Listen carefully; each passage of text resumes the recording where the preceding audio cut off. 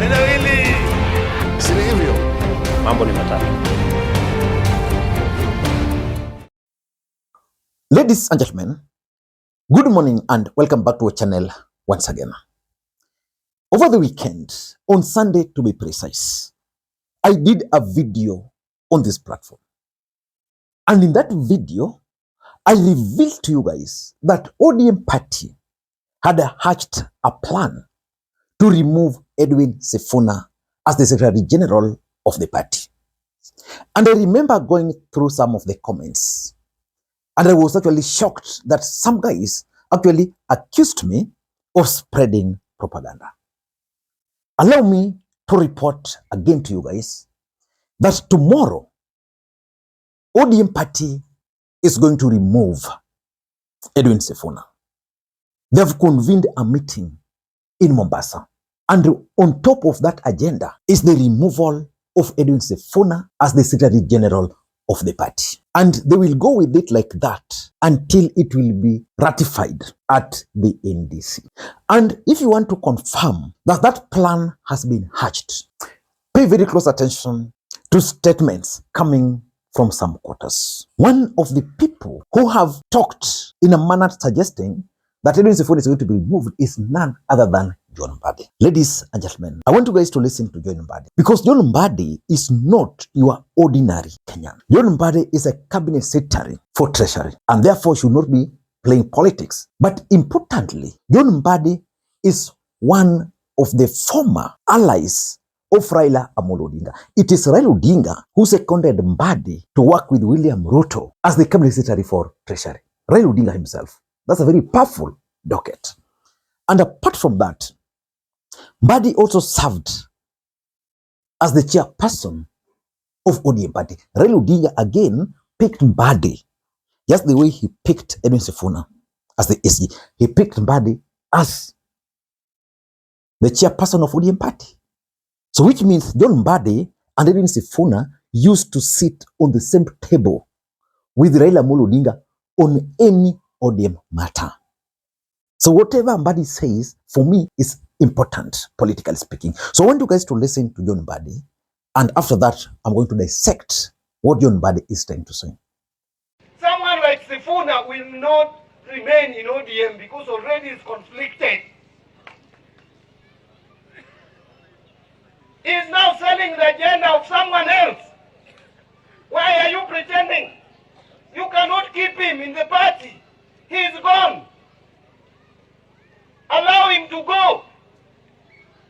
When I was chairman of the party, and Ababu Namwamba wanted to behave like he's behaving, I made sure he left.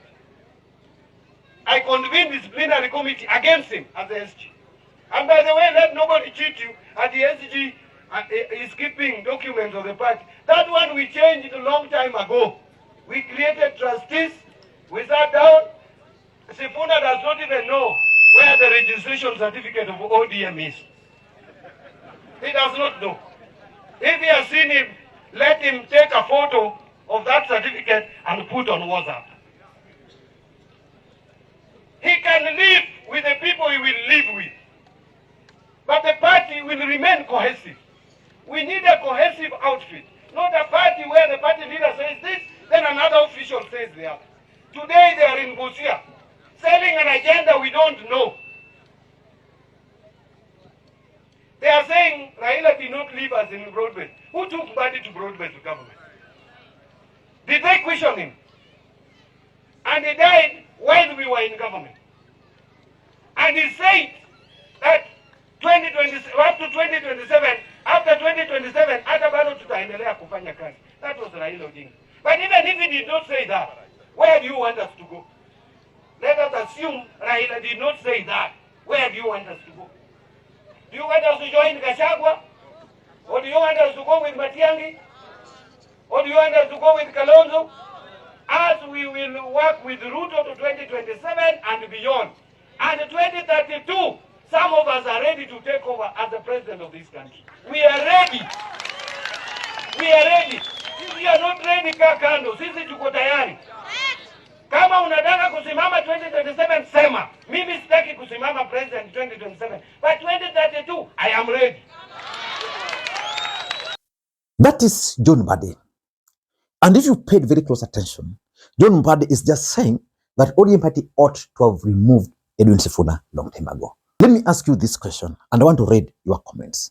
Do you think ODM party should fire Edwin Sifuna, or should Edwin Sifuna himself fire this other camp? In this video, I'm going to explain to you guys why ODM party is convening that meeting in Mombasa to remove Edwin Sifuna.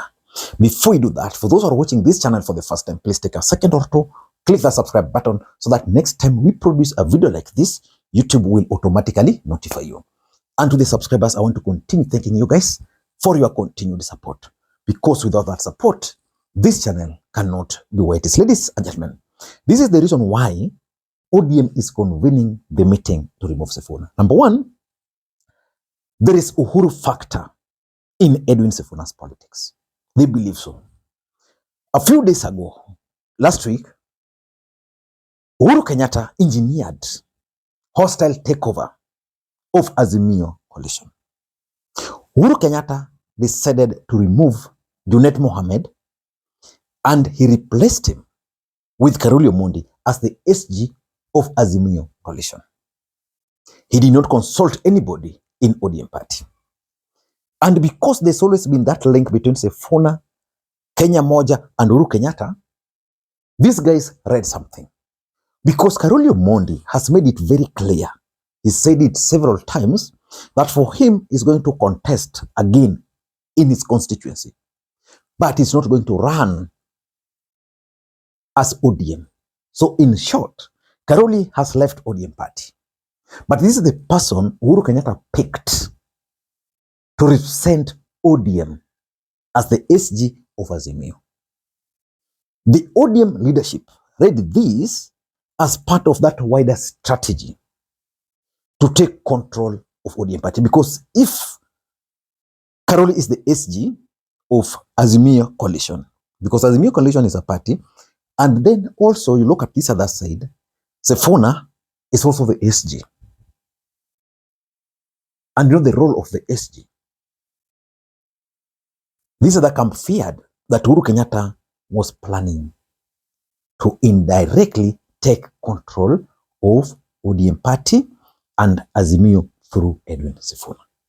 So to stop Uhuru Kenyatta from executing that, because remember, as the SG of Azimio coalition, Karoli Omondi can just write a letter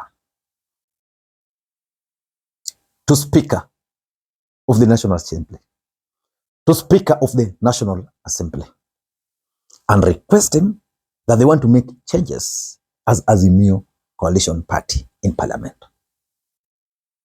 That's the law. But then, these guys are now saying, Karoli is not our guy. Yeah, so if they were to make that, if for example, Karoli were to write that letter, Junet Mohammed would be removed also as the minority leader in the National Assembly. That's exactly what ODM don't want to happen. That's why they convened that urgent meeting in Mombasa. In fact, they held another meeting. Was it on Friday or on Saturday? On Friday in Nairobi, where they agreed that let us take this next meeting to Mombasa. Number two,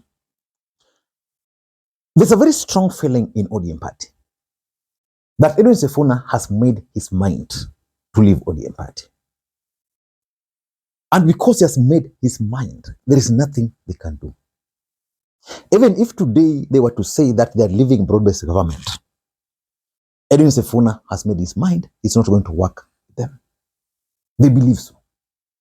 So what they want to do is they want to deal with the aftermath of Edwin Sifuna's departure. So they believe that let us remove Sifuna now. Because for me, I did a previous video where I opined that for me, the timing was not right. But for them, they believe that if they dealt with Sifuna now, then he lives with his people. And Badi actually confirmed that. Why are you pretending? You cannot keep him in the party. He is gone. Allow him to go. When I was chairman of the party, and Ababu Namwamba wanted to behave like he's behaving, I made sure he left. I convened disciplinary committee against him as the SG.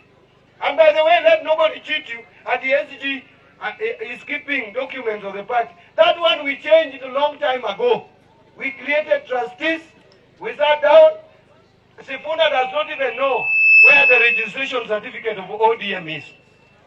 So if they believe, so if they deal with him early, then they can actually manage it, other than waiting until last minute. They now try to deal with the aftermath later on. Number 3, the broad-based government. You see, William Ruto is defending his seat. And for William Ruto to defend his seat, he was banking on the support of Raila Odinga. Raila Odinga passed on. One of the mistakes Raila Odinga committed, and this I keep on repeating, is that Raila Odinga took ODM to broad-based government. If there's anybody here who believes that Raila did not take ODM to broad-based government, I want you to raise your hand, because that has always been the issue.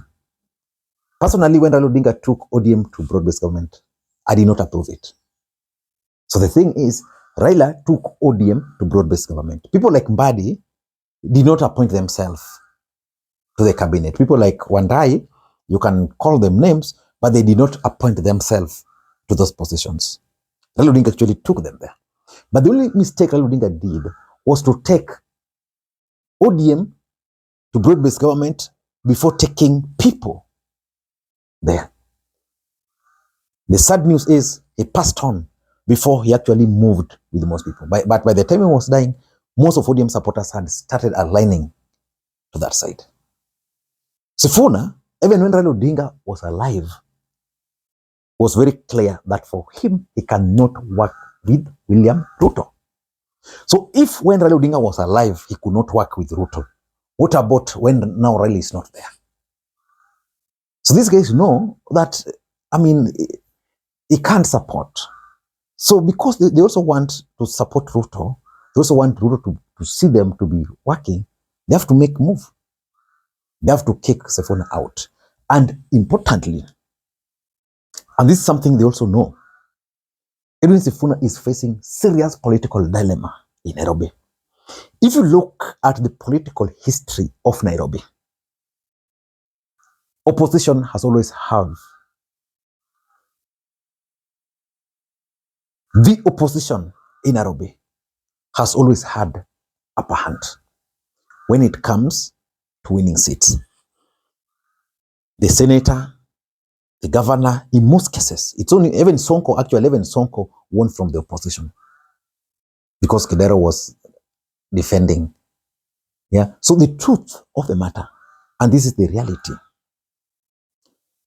the politics of Nairobi is the Kikuyus, the Kambas, the Luyas, the Luos. Sifuna is a lawyer. If he can get the support of the Kambas and if he can get the support of the Kikuyus, he can easily win his seat back. Rigathi Gachagua has promised to support Sifuna. And because of the Lindsay factor, there's even the fear that if Sifuna were to support the broad-based government, he might lose. Politics is about interest. I've always said that.